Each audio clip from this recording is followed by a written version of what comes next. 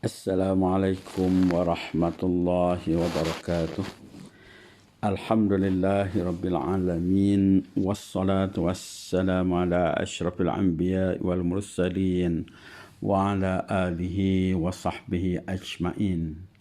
Sidang pendengar, warga pendidik Tanah Merah khususnya yang dikasih sekalian. Bertemu kita sekali lagi dalam Bicara Ilmu.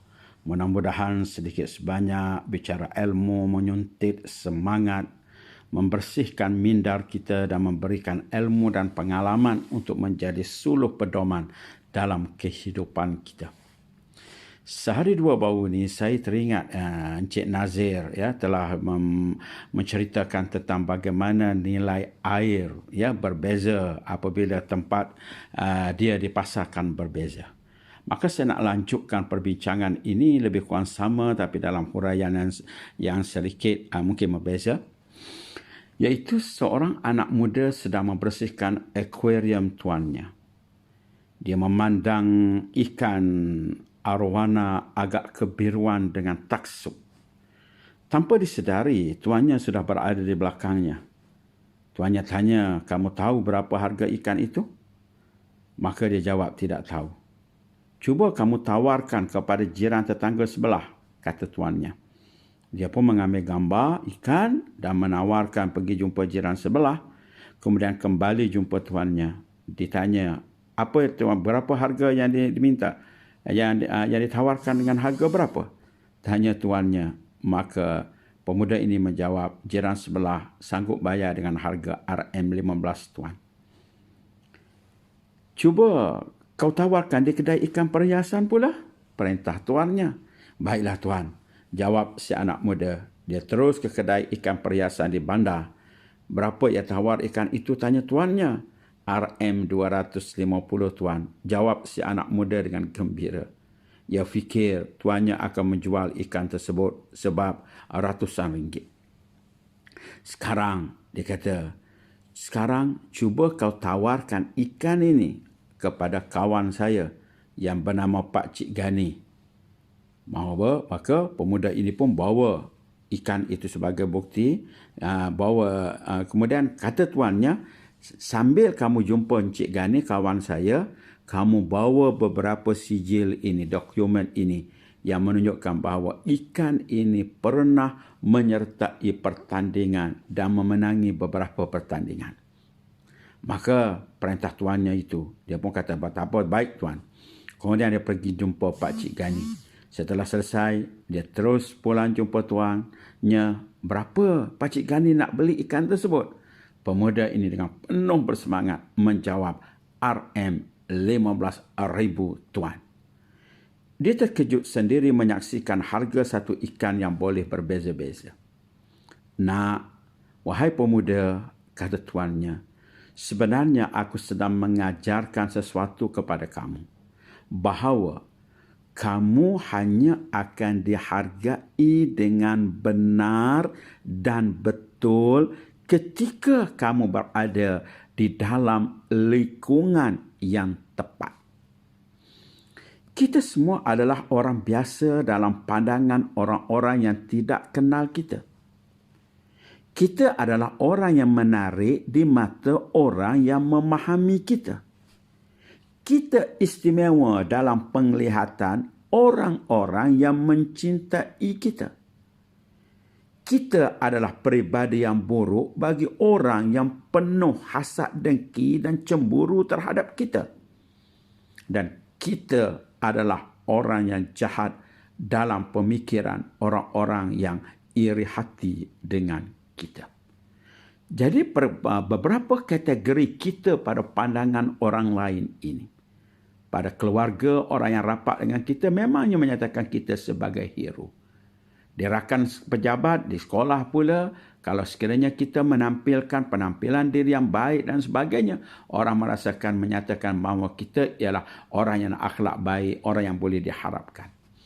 Tetapi pada pandangan mata, orang yang dengki dengan kita, orang yang sentiasa berpersepsi buruk dengan kita, orang yang tidak senang hati dengan kita, maka mereka tetap meletakkan nilaian yang sangat rendah terhadap kita.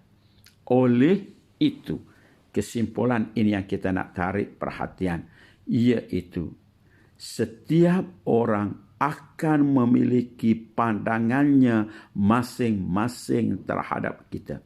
Maka tak usahlah kita bersusah payah supaya kelihatan baik di mata orang.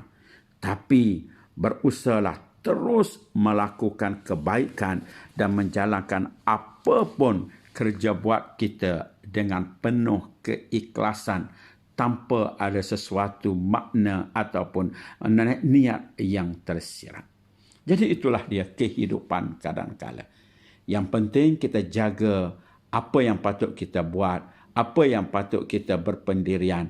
Bukan yang pentingnya ialah apa yang orang nak kata terhadap kita. Justru, marilah sama-sama kita jadikan orang yang ada ciri-ciri berikut. Yang pertama, kita buat sebaik yang mungkin. Dan untuk membuat sebaik yang mungkin ini, berpandukan kepada akhlak, berpandukan agama, berpandukan moral dan sebagainya. Yang kedua, seboleh yang mungkin, kita patut jadi orang yang bukan sahaja buat yang terbaik, tetapi biar nampak kita ini ialah terbaik. Nampak terbaik di sini bukan bermakna kita nak berlakon. Kita nak bersandiwara dengan orang lain. Tetapi kita mengelakkan daripada kecurigaan orang terhadap kita. Kemudian yang ketiga, dalam usaha untuk mengekalkan akhlak yang baik ini, kita patut merubah cara kita berfikir. Berfikir macam mana? Berfikir untuk meningkatkan kualiti diri. Bagaimana nak meningkatkan kualiti diri? Perkara yang pentingnya ialah kita tingkatkan pengurusan hati, pengurusan kalbu kita. Yang ini jarang dibicarakan di dalam buku-buku dan sebagainya. Maka apa yang penting ialah bagaimana kita boleh membersihkan hati kita agar ianya selaras dengan apa yang ada di dalam akan terjelma di luar sebagai penampilan ataupun tingkah laku kita. Kemudian yang keempat ialah dalam dunia yang serba canggih sekarang, dalam dunia yang serba yang dikatakan mudah maklumat sampai dan sebagainya, kita tidak hairan ada orang yang boleh membuli orang lain dengan perkataan-perkataan yang tidak baik, menuduh orang dengan baik dengan menggunakan media sosial dan sebagainya.